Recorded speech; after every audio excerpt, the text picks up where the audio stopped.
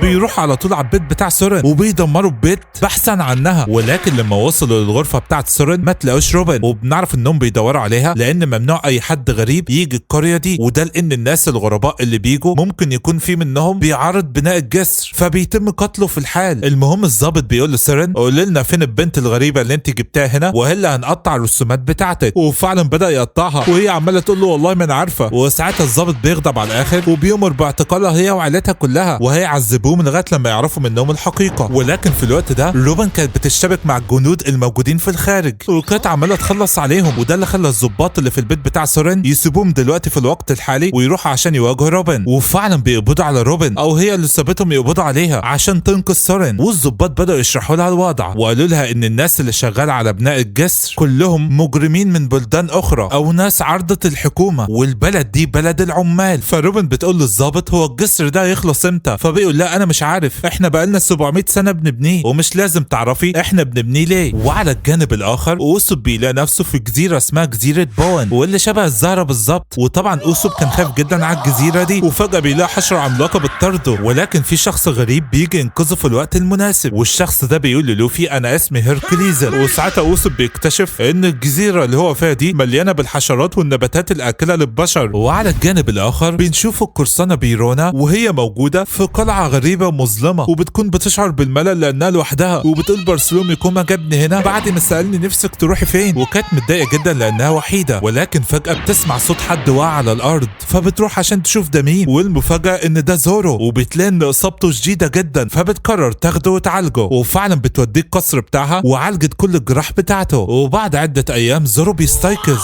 وبيشوف بيرونا وبيتذكرها، وبيلاحظ ان السيوف بتاعته اتاخدت منه، فبيرونا بتقول له مش هديهم لك ابدا دلوقتي. فزورو مش بيهتم وبيخرج من الباب، وبيرونا كانت زعلانه جدا انه ماشي، فعشان كده بتستعمل الهجوم بتاعها وبتخلي الروح بتاعتها حجمها كبير جدا عشان زورو مش يمشي. وعلى الجانب الاخر وفي الجراند لاين كان في جزيره اسمها ناماكورا، والجزيره دي سكانها كلهم كانوا فقراء جدا، وسكانها كانوا قاعدين في مكان معين وبيحاولوا يعملوا تعويذه بحيث يستدعوا اي شخص يساعدهم من الفقر اللي هم فيه ده. وإذ فجاه بينزل من السماء براك بعد ما بارسلومي كوما بعته باستخدام قدراته، فبيفكروا ان ده المنقذ اللي هينقذهم من الفقر اللي هم فيه. المهم نرجع بقى للوقت الحاضر، السفينه بتاعت مامونجا كانت خلاص قربت من امبل داون، والوقت فاضل 6 ايام بس قبل تنفيذ حكم الاعدام في ايس في المارين فورد. وبنشوف المارين فورد وهو مزدحم بالمارينز الاقوياء والمعروفين اللي رجعوا من المراكز بتاعتهم حوالين العالم استعدادا لحرب اللحيه البيضاء. وعلى الجانب الاخر وفي الارض المقدسه ميريجوا اللي تشيبوكاي السته كلهم كانوا متجمعين، واللي من ضمنهم العدو الجديد بلاك بيرد او اللحيه السوداء، وطبعا كلهم بيستعدوا للمعركه اللي هتحصل في المارين فورد ضد اللحيه البيضاء. نروح بقى لايس في سجن امبل داون، كان بيتكلم مع جده جارب، وجده بيقول له بسببك انت العالم كله هيخش في حرب كبيره، فايس بيقول له خلاص اقتلني عشان الحرب مش تبدا. فجارب بيقول له حتى لو قتلتك اللحيه البيضاء مش هيوقف اللي هو بيعمله وهينتقم ليك، وده اللي خلى ايس يقعد يعيط على اللحيه البيضاء لانه بيعتبره باباه. فيا ترى ايه اللي هيحصل بعد كده، وهل فعلا لوفا هيقدر ينقذ اخوه ايس قبل ما يروح لمارين فورد وهو في سجن امبل داون، ولا ايه اللي هيحصل بالظبط؟ يلا وصلوا المقطع ده ل 10,000 لايك عشان الفيديو الجاي ينزل في اسرع وقت، وسلام.